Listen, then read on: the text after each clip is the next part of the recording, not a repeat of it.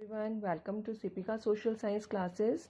So students, in this lecture we are going to study about our new topic Salt March and Civil Disobedience Movement. तो students हम इस lecture में read out करेंगे कि salt march ने civil disobedience movement की progress में कैसे हेल्प की. सो स्टूडेंट्स रिकॉल करते हैं अपना प्रीवियस टॉपिक जो हमने रीड आउट किया था. That was formation of Swaraj, Simon commission and Purna Swaraj resolution which was passed by Jawaharlal Nehru. तो हमने ये प्रीवियस लेक्चर में इन सब के बारे में पढ़ा था. और अब गांधी जी को ये लगता था उस टाइम पर कि अब एक ऐसा टाइम आ चुका है, रेडिकल लीडर्स आ चुके हैं हमारी पार्टी में, कांग्रेस पार्टी में, तो कुछ इनोवेटिव करना चाहिए, हमें अपने मूवमेंट को दोबारा से स्टार्ट करना चाहिए. तो गांधी जी चाहते थे कि सिविल डिसओबीडियंस मूवमेंट दोबारा से स्टार्ट हो. तो इसलिए अब उन्होंने क्या स्टार्ट किया? Salt march. Salt march means Dandi march. Students मैं आपको थोड़ा सा बता देती हूँ साल्ट मार्च क्या होता है. साल्ट मार्च रिलेटेड है सॉल्ट लॉ से. सॉल्ट लॉ क्या था? सॉल्ट लॉ एक ऐसा लॉ था जो ब्रिटिश गवर्नमेंट ने लगाया था. किसके ऊपर? सॉल्ट के ऊपर. कि जो पर्सन सॉल्ट परचेज करेगा उसको सॉल्ट टैक्स पे करना पड़ेगा. तो इस वजह से जो पीपल थे वो अनरेस्ट थे, डिस्ट्रेस थे गवर्नमेंट की इस पॉलिसी से. क्योंकि एक सॉल्ट एक ऐसी कॉमोडिटी है which is consumed by everyone, whether the person is rich और पुअर. कोई पर्सन अमीर है, गरीब है, हर पर्सन सॉल्ट की कॉमोडिटी को यूज़ करता है. तो गांधी जी को लगा क्यों नहीं मैं साल्ट मार्च को कनेक्ट करूं अपने सिविल डिसओबीडियंस मूवमेंट से, ताकि मेरे मूवमेंट को एक बेस मिले और जिसमें ज़्यादा से ज़्यादा लोगों का पार्टिसिपेशन हो. क्योंकि सॉल्ट है ऐसी चीज़ है which is use by everyone और इस चीज़ में सारे मेरा पार्टिसिपेट करेंगे. गांधी जी की ये सोच थी. तो स्टूडेंट्स हम पढ़ते हैं आज के लेक्चर में सॉल्ट मार्च और डांडी मार्च. सॉल्ट मार्च को मैंने 3 पार्ट्स में डिवाइड किया है, वाई, व्हेन एंड हाउ. तो डिस्कस करेंगे वन बाय वन. वाई, हम गांधी जी ने साल्ट मार्च को क्यों लिया, मतलब साल्ट को ही क्यों लिया बेस की तरह पे. Consumed by rich and poor equally. क्योंकि सॉल्ट एक ऐसी चीज़ है जिसको रिच और पुअर दोनों पर्सन इक्वली कंज्यूम्ड करते हैं. और ये एसेंशियल फूड आइटम है. जैसे आप खाना खाते हो, बिना नमक के आप खाना नहीं खा पाओगे. तो ये नमक एक ऐसी कॉमोडिटी है जो हमारे डेली लाइफ में कंज्यूम की जाती है, जिसके बिना हमारा सर्वाइवल क्या है? मुश्किल है. तो गांधी जी को ये लगा ये एसेंशियल फूड आइटम है. और tax on this shows the most oppressive face of British rule. कि अगर ब्रिटिशर्स इस चीज़ पर भी टैक्स लगा सकते हैं तो ये उनका ऐसा फेस शो करता है, मतलब क्रूर फेस शो करता है कि उन्होंने एक बेसिक कॉमोडिटी को भी नहीं छोड़ा कि जिसके ऊपर टैक्स ना लगाया जाए. तो ये ब्रिटिशर्स की एक क्रूर नीति से रिलेटेड है. To give the movement a wide base. अब गांधी जी अपने कौन से मूवमेंट को वाइड बेस देना चाहते थे? सिविल डिसओबीडियंस मूवमेंट को. तो गांधी जी को लगा कि मैं इस कॉमोडिटी को, इस मार्च को अपने सिविल डिसओबीडियंस मूवमेंट के साथ कनेक्ट करूंगा ताकि मेरे मूवमेंट को वाइड बेस मिल सके. तो these are the reason. Salt march start करने के यही रीज़न थे कि ये कंज्यूम की जाती है रिच और पुअर दोनों के द्वारा, और ये एसेंशियल फूड आइटम है, मतलब लोग डेली लाइफ में इसका यूज़ करते हैं.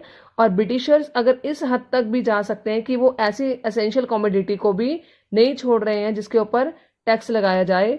और to give the movement a wide base, कि मूवमेंट को क्या मिल सके? एक वाइड बेस मिल सके सिविल डिसओबीडियंस मूवमेंट को.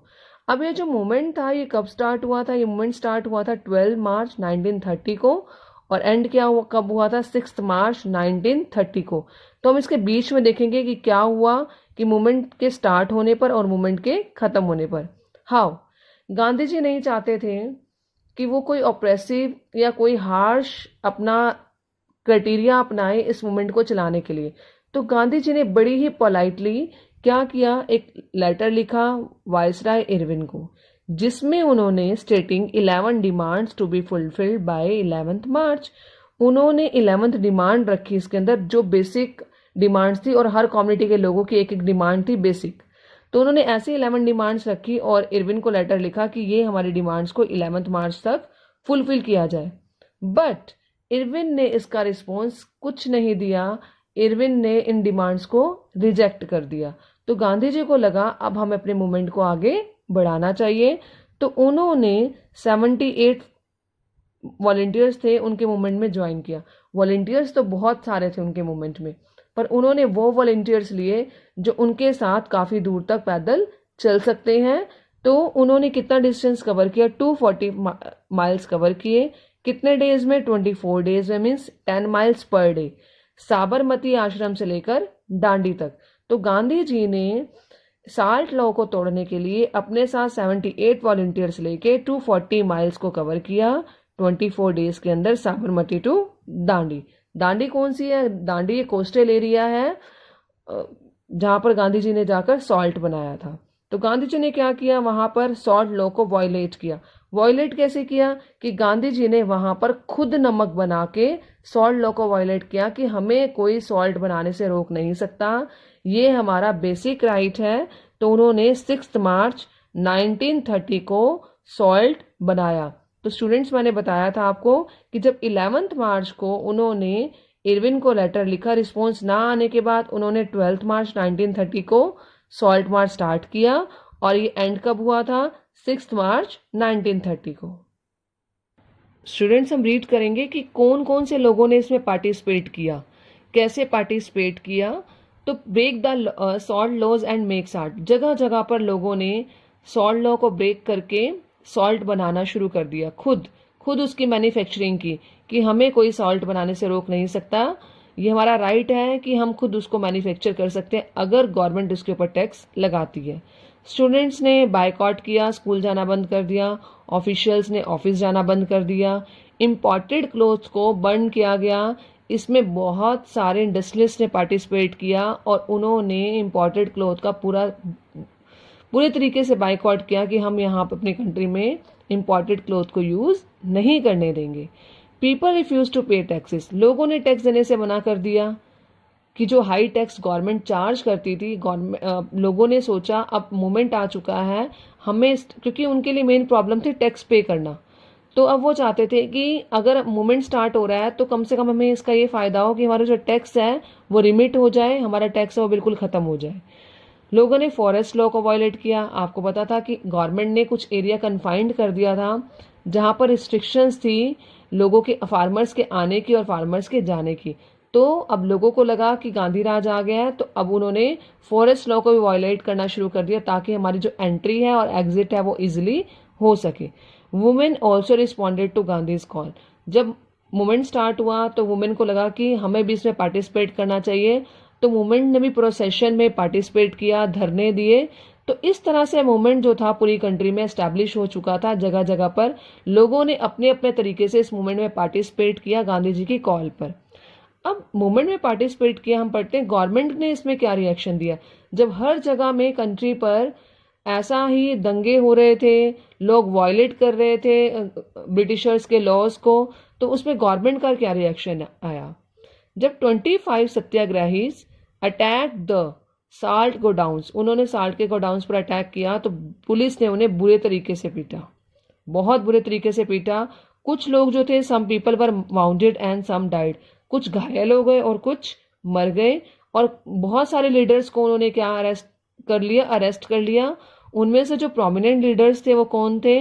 अब्दुल गाफर खां और महात्मा गांधी। ये दो प्रोमिनेंट लीडर्स थे जिनको ब्रिटिशर्स ने क्या कर लिया था, मतलब अरेस्ट कर लिया था, सॉरी। उन्हें लग रहा था ये मेन लीडर्स हैं जो लोगों को भड़का रहे हैं इसके लिए, तो उन्होंने महात्मा गांधी और अब्दुल गाफर खां को अरेस्ट कर लिया। पूरे देश में जगह जगह पर लोगों ने प्रोटेस्ट करना शुरू कर दिया, एंटी ब्रिटिश स्टार्ट हो गया कि हम बिल्कुल ब्रिटिशर्स के खिलाफ हैं। तो ये सब देखने पर गांधी जी को लगा कि हर जगह पर वायलेंस क्रिएट हो गया, क्योंकि कोई भी मूवमेंट है विदाउट वायलेंस वो नहीं चल सकता। अगर लोग उसमें पार्टिसिपेट करेंगे वायलेंस क्रिएट होगा। पर गांधी जी का मेन मोटिव क्या था कि जो भी मूवमेंट हो वो क्या हो, विदाउट वायलेंस हो, मीन्स नॉन वायलेंस पे बेस्ड हो। तो जब गांधी जी को लगा सारी जगह पर वायलेंस क्रिएट हो चुका है तो गांधी जी ने उस मूवमेंट को कॉल ऑफ किया। और फिर दोनों के बीच में क्या हुआ, कॉम्प्रोमाइज हुआ। किसके बीच में? गांधी जी और इरविन के बीच में। Compromise means you can say that agreement. जब कोई लड़ाई होती है और उस लड़ाई को रोका जाता है तो दोनों पार्टीज के बीच में क्या होता है, कॉम्प्रोमाइज होता है, एग्रीमेंट होता है, जिसको क्या बोला उन्होंने, गांधी इरविन पैक्ट। क्योंकि ये किसके बीच में हुई थी, गांधी जी के और इरविन के बीच में। कब हुई थी? 5 मार्च 1931 में। तो दोनों ने अपनी अपनी डिमांड्स रखी उस एग्रीमेंट में। जब वो एग्रीमेंट साइन हुआ तो Gandhi ji demanded withdrawal of all ongoing court cases, कि जो भी कोर्ट केसेस गवर्नमेंट ने चलाए हैं, ब्रिटिश गवर्नमेंट ने इंडियंस के ऊपर, उस सबको वो क्या करेगी, विड्रॉ करेगी, खत्म करेगी। People permit to make salt without tax, कि लोगों को बिना टैक्स पे किए सॉल्ट बनाने की परमिशन मिलनी चाहिए। सॉल्ट के ऊपर गवर्नमेंट कोई भी टैक्स नहीं लगाएगी, क्योंकि वो एक एसेंशियल कॉमोडिटी है और जिसके बिना लोगों को सर्वाइव करना मुश्किल है। Return the confiscated property of satyagrahis, confiscated means होता है जो छीनी गई प्रॉपर्टी है। सत्याग्रही की जो छीनी गई प्रॉपर्टी है वो भी क्या किया जाए, उनको वापस दी जाए। और एक और था, the prisoners who were not involve in violence would be released, कि जो इस वायलेंस में, जिन्होंने वायलेंस क्रिएट नहीं की है, जो इस वायलेंस में इन्वॉल्व नहीं थे, ब्रिटिश गवर्नमेंट उन सब लोगों को भी क्या करे, रिलीज करे, उन सब लोगों को छोड़े। तो गांधी जी ने अपनी ये डिमांड्स रखी। और उसी के साथ इरविन की क्या डिमांड्स थी। इरविन ने ये बोला, जो आपका ये सिविल डिसओबीडियंस मूवमेंट चल रहा है, इसको आपको पोस्टपोन करना पड़ेगा अभी के लिए, इसको आप आगे के लिए पोस्टपोन करो। और Congress will participate in second round table conference, और उन्होंने ऑफर दिया कि कांग्रेस को सेकेंड राउंड टेबल में, जो लंदन में होती थी कॉन्फ्रेंस, उसमें पार्टिसिपेट करना है। स्टूडेंट्स, प्रीवियस लेक्चर में मैंने आपको बताया था, जब साइमन कमीशन आया था तो लॉर्ड इरविन ने फर्स्ट राउंड टेबल के लिए भी इनवाइट किया था इंडियंस को, पर वहां पर उन्होंने जाने से मना कर दिया था। तो वो फर्स्ट राउंड टेबल थी, और अब ये कौन सी है, सेकेंड राउंड टेबल कॉन्फ्रेंस है, जिसमें उन्होंने गांधी जी को इनवाइट किया, जो कहाँ पर होनी थी, लंदन में, दिसंबर 1931 में, जहां पर वो अपनी, उनको, गांधी जी को ये बोला गया कि वो अपनी प्रॉब्लम्स को वहां पर रखें, वहां शेयर करें और उनकी प्रॉब्लम्स को सॉल्व किया जाएगा। अभी के लिए वो इस मूवमेंट को क्या करें, पोस्टपोन करें। तो गांधी जी लंदन गए, कब, दिसंबर 1931 को। पर वहां पर जो गांधी जी ने देखा, वहां की जो सिचुएशन हुई, गांधी जी उससे ज्यादा खुश नहीं थे। और जब वो इंडिया वापस आए तो Indian youth was also angry with Mahatma Gandhi, और इंडियन यूथ भी जो था वो महात्मा गांधी से बहुत ज़्यादा नाराज था, क्योंकि महात्मा गांधी ने नेगोशिएशन के दौरान वहां पर कुछ भी डिस्कस नहीं किया सरदार भगत सिंह के बारे में। ना तो उन्होंने उसकी सजा कम कराई, ना उन्होंने जो फांसी की सजा मिली हुई थी भगत सिंह को, उसको वो लाइफ इम्प्रिजनमेंट भी करवा सकते थे, पर वो इस बात को वहां पर जाके भूल गए। उन्होंने नेगोशिएशन में इस बात को नहीं रखा गया, जिसकी वजह से हमारे 3 वॉलेंटियर्स, सरदार भगत सिंह, राजगुरु और सुखदेव को क्या कर दिया गया, फांसी की सजा सुना दी गई, जिसके वजह से लोग क्या हो चुके थे, गांधी जी से नाराज हो चुके थे। कई जगह पर उन्होंने ब्लैक फ्लैग से भी गांधी जी का स्वागत किया था, और उसके मतलब गांधी जी के अगेंस्ट में उन्होंने प्रोटेस्ट किया था। तो गांधी जी इस सिचुएशन को जब उन्होंने देखा कि मेरी इंडिया की सिचुएशन पीछे से ऐसे हो चुकी है कि जो वो चाहते थे इस एग्रीमेंट से उन्हें वो नहीं मिल पाया, तो गांधी जी क्या हो चुके थे, पूरी तरीके से डिसअपॉइंटेड हो चुके थे।